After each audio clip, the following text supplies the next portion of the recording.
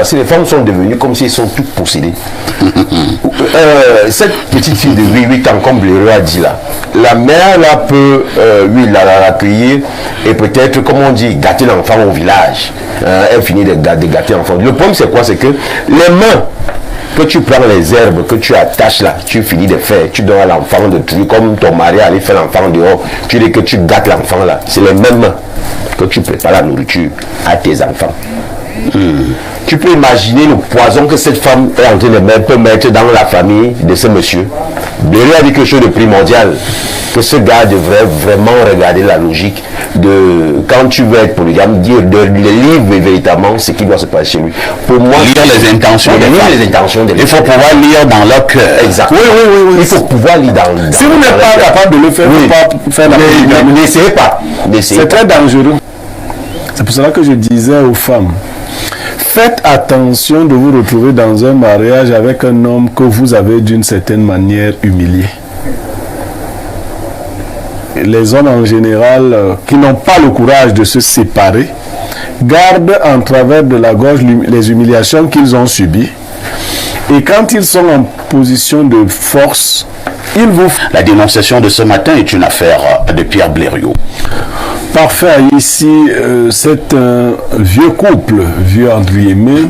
C'est des gens qui ont déjà passé près d'une vingtaine d'années ensemble, mais qui risquent de se séparer parce qu'ils vivent déjà séparés depuis 6 mois à cause d'un malentendu. Les gens qui parlent les français compliqués disent souvent un quiproquo. Ils sont en France tous les deux. C'est l'homme qui est parti le premier et qui a fait venir en France son épouse, sa fiancée. Ils ne sont pas officiellement mariés, il faut le dire. Mais ils vivent ensemble. Ailleurs, on appelle cela des unions libres. Ils vivent donc ensemble depuis une vingtaine d'années et ils ont 5 enfants. Durant leur parcours, l'homme est souvent venu au Cameroun et lors de l'un de ses séjours, il a rencontré une dame avec qui il a eu un enfant. La petite est âgée aujourd'hui de 8 ans. Le monsieur est revenu il y a 1 an à peu près et a commencé à mettre sur pied une stratégie lui permettant de reprendre l'enfant de ce côté-là. Il faut préciser qu'il n'en a pas dit mot à sa femme, à sa compagne de l'autre côté. Il y a donc 6 mois, il a débarqué avec la jeune fille de 8 ans. Et la dame a dit qu'elle ne pouvait pas accepter de vivre avec cet enfant. Il a débarqué avec elle où? En France? En France. En France, d'accord. Et dans leur domicile. La dame lui a dit qu'elle ne pouvait pas... Ils vivent avec les 5 enfants également là-bas? Oui. D'accord. La dame lui a dit qu'elle ne pouvait pas... Les 5, il y a 2 qui sont déjà grands, enfin, et qui ont déjà aussi des petites situations. Alors, il a débarqué là-bas avec l'enfant de 8 ans et la dame a refusé la présence de cet enfant dans le domicile. Le monsieur a dû quitter le domicile pour aller prendre un appartement où il vit avec sa fille de 8 ans.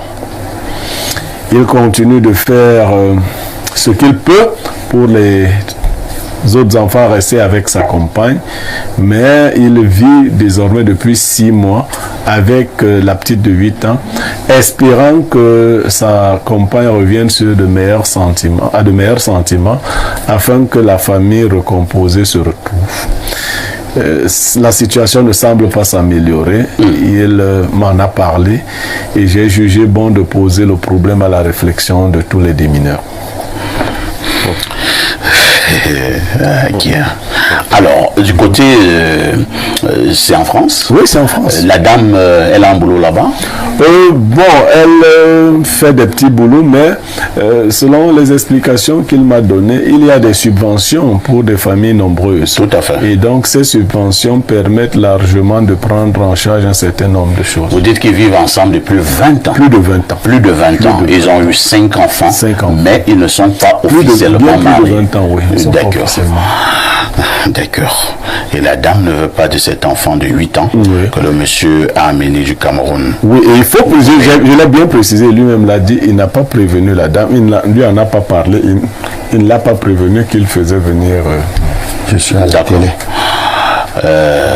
Pierre Blériot-Niemek, à un moment donné, est-ce que le monsieur ne doit donc pas prendre toutes ses responsabilités, ou alors le monsieur doit encore entrer en dialogue avec sa concubine?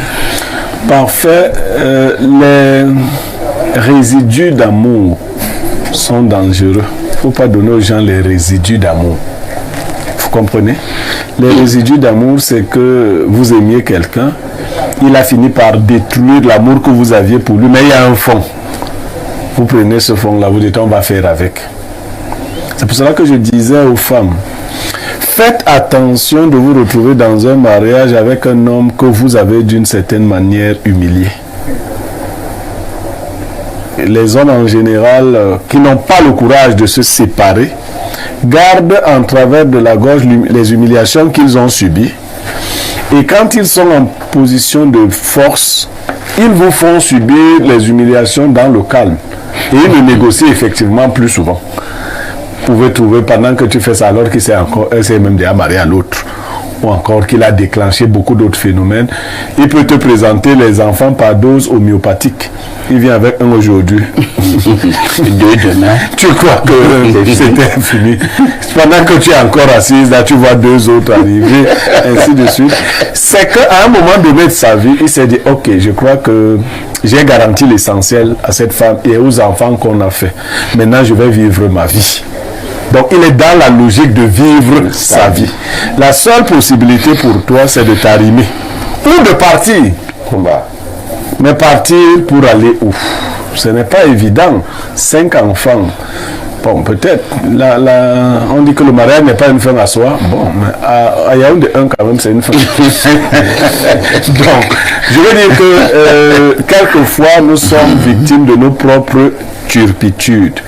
Le monsieur, effectivement, n'a pas digéré un certain nombre de choses.